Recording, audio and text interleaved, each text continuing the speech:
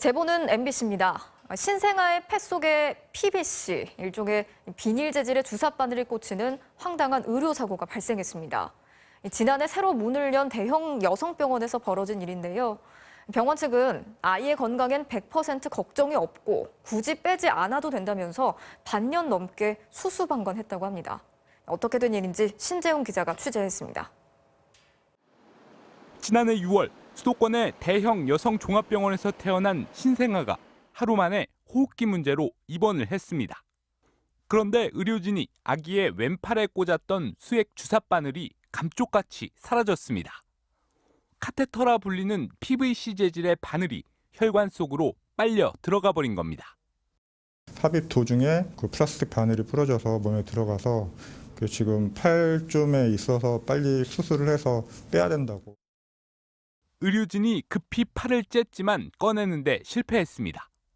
컴퓨터 단층 촬영을 해보니 주사 바늘은 폐 속에서 발견됐습니다.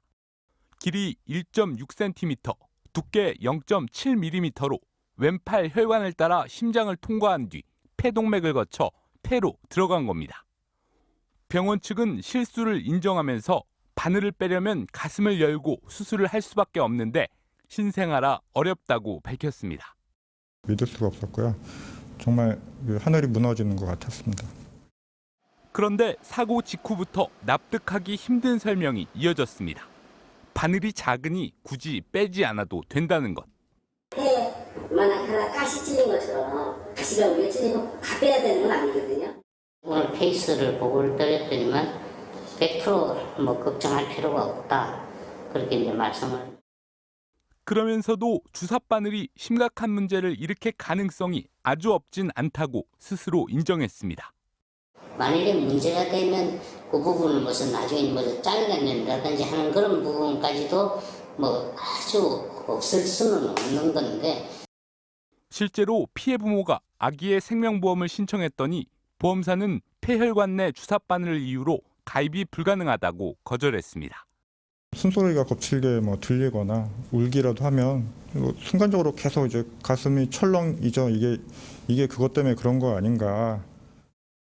다른 대형 병원도 찾아가 봤지만 아기가 어려 마땅한 대책이 없다는 답만 들어야 했습니다.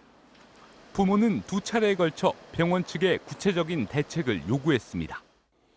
그런데 병원 측의 대응은 사과한다, 완치될 수 있도록 최선의 노력을 다하겠다는 형식적인 답변뿐이었고 소송을 할 테면 하라는 식이었다고 합니다.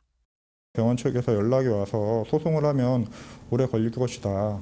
알아서 하라는 식으로 저는 좀 뉘앙스를 그렇게 들었어요. 결국 이들은 최근 7개월 된 아들의 이름으로 담당 의사를 경찰에 고소했습니다. 병원 측은 MBC의 취재가 시작되고 나서야 뒤늦게 피해 부모에게 연락을 했고 치료 계획을 협의하자고 제안했습니다. MBC 뉴스 신재웅입니다.